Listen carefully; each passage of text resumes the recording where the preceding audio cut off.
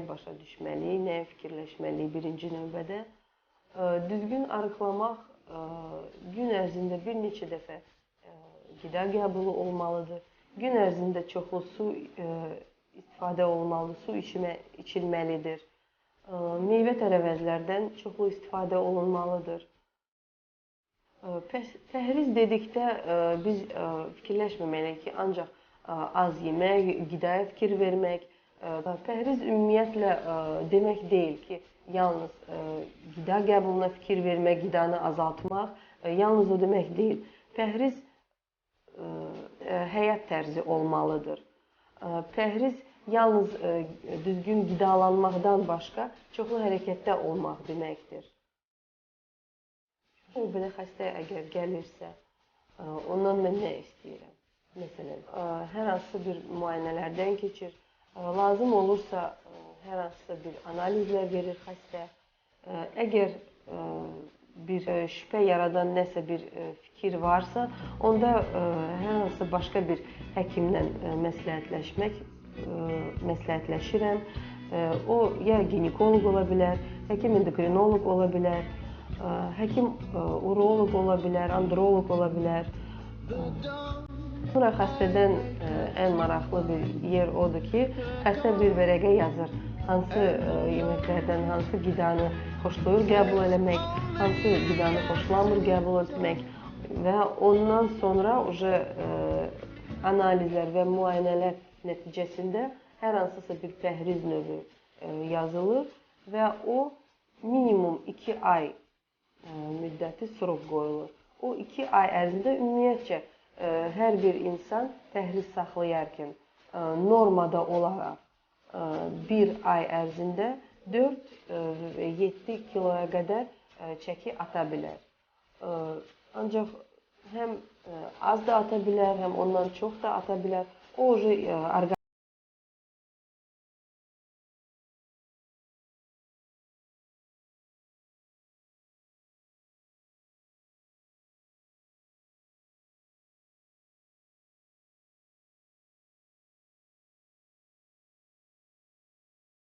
deyirlər ki, başqa bir həkimə getdim. O mənə dedi ki, bu olmaz. Hansı bir qida növü sadalayanda dedi, onu olmaz yemək. Hansı bir qadağalar qoydu ki, bu qida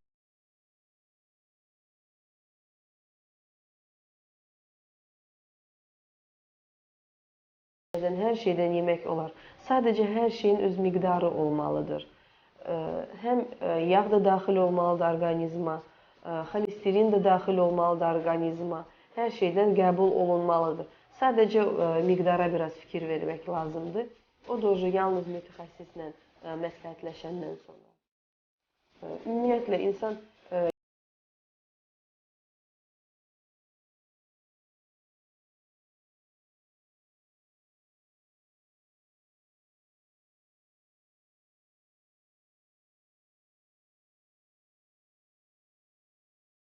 zamanda internet şəbəkələrdə pəhriz növləri həddindən artıq çoxdur.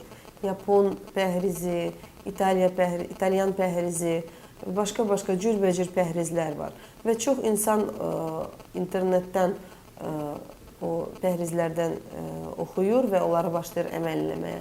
Ancaq bu düzgün deyil. Çünki hər bir insan birinci növbədə həkimə müraciət etməlidir. Çünki bəlkə o insanın daxilində hansısa bir proseslər gedir, nəsə bir problem var. Ona görə öz başına gözü yumulu belə pəhrizə başlamaq olmaz. Çox vaxtı təkcə düzgün qidalanmaq yox, yuxusuzluq və yaxud stres olan bir faktorlar çox böyük rol oynayır çəkinin artmasında. Bugünkü gündə pəhriz saxlamaq, arıqlamaq çox gündəmdədir.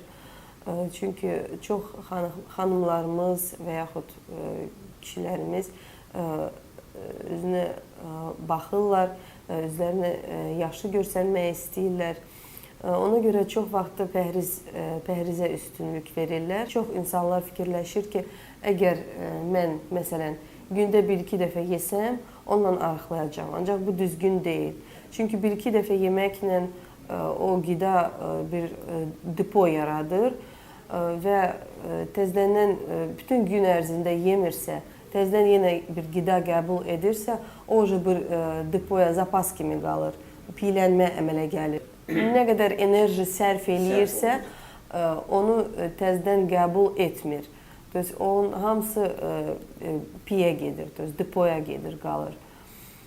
Və çox xanımlar əsasən, daha çox xanımlar bu ekspres diyetalara üstünlük verirlər.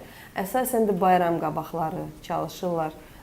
Hansısa bir libas xoşlarına gəlir, onu geyinmək üçün bir 10, 15, 20 günlük ekspres diyetalar saxlayırlar. Amma bu çox düzgün deyil. Çox keyfiyyətsiz bir arıqlamaqdır. Plyaj sezonu qabağı çox vaxtı xanımlar istifadə edirlər ekspres diyetaları. Ancaq bu pəhriz növünün fəsadları çox acınacaqlıdır. Ekspres pəhrizin ziyanı çox böyükdür. Orqanizm şok halına düşür. Çünki düzgün qidalanmır. Bütün normal fəaliyyət üçün lazımı olan qida ilə qəbul olan zülallar, karbohidratlar, vitaminlər, mikroelementlər orqanizmə daxil olmur. Bu pəhrizdə olan xanımlar 4-8 gün ərzində və ya biraz çox gün ərzində 5-10 kiloya qədər çəki ata bilirlər. Yalnız ondan sonra orqanizm şok halına düşür. Bu pəhriz bitəndən sonra təzədən o çəki 2-3 dəfə artıq qayıdır. Ona görə ekspres pəhriz yalnız il ərzində 2-3 dəfə istifadə etmək olar. O da sadəcə orqanizmə detoks effekti vermək üçün, yəni təmizlənmək üçün. İnsan orqanizmi gündəlik rasionda bütün hər şeydən almalıdır. Bütün nemətlərdən qidalanmalıdır. Zülal qəbul olunmalıdır, karbohidratlar qəbul olunmalıdır. Bütün mikroelementlər orqanizmə daxil olmalıdır. Ekspres pəhriz kimi bir pəhriz çox stres yaradır orqanizm üçün. İmmunitet düşür, halsızlıq əmələ gəlir. Orqanizm lazımlı qidanı qəbul etmədikdə artıq başlayır, necə deyərlər, özünü yeməyə. Yəni saçların vəziyyəti pisləşir, dırnaqlar sınır, dişlərin vəziyyəti çox pis günə gəlir. Mədə-bağırsaq sistemin bütün və mədə-bağırsaq sistemin və bütün daxili orqanların vəziyyəti çox pisləşir. Və bu pəhrizdən çıxarkən, məsələn 5-10 gün saxladıqdan sonra çox böyük iştah gəlir insana. Ona görə də bu günlər ərzində itirilən çəki yenidən qayıdır və 2 dəfə artıq çəkidə qayıdır. Əgər insan arıqlamaq istəyirsə, birinci növbədə bir həkimə, mütəxəssisə müraciət etməlidir. Çünki gündəlik rasion balanslaşdırılmalıdır. Orada bütün hər şey olmalıdır, daxil olmalıdır. İnsanın gün ərzində nə lazımdırsa, hamısı qəbul etməlidir. Ona görə mənim xanımlara bir tövsiyəm odur ki, çalışsınlar, il boyu düzgün qidalansınlar, lazım olursa pəhriz saxlasınlar, bir müddət, çox yox. Və bayram günlərində stolu bəzəyən gözəl və dadlı yeməklərdən datsalar, nəsə yesələr, heç nə olmaz bundan. Sadəcə olaraq olmaz il boyu necə gəldi yemək, pəhriz saxlamamaq, il boyu necə gəldi qidalanmaq və bayram qabağı başlamaq, nəsə düzgün etmək. Bunu əksinə etmək lazımdır. İl boyu çalışmaq lazımdır. Düzgün qidalanmaq, lazım olursa pəhriz saxlamaq, hər hansısa bir müayinələrdən keçmək, bir mütəxəssislərlə məsləhətləşmək, bəlkə orqanizmdə bir problem var, nəyə görə ki, məsələn, çəki artır və yaxud çəki tez düşür. Hazırda internet şəbəkələrdə pəhriz növləri həddindən artıq çoxdur, amma bu düzgün deyil. Çünki bir pəhriz iki müxtəlif insana eyni nəticə verə bilməz və ona görə mütləq lazımdır bir mütəxəssislə məsləhətləşmək, bir həkimə müraciət etmək. Çünki internet şəbəkədən hansısa bir pəhrizi götürüb onu saxlamaq düzgün deyil. Bu hansısa bir fəsadlara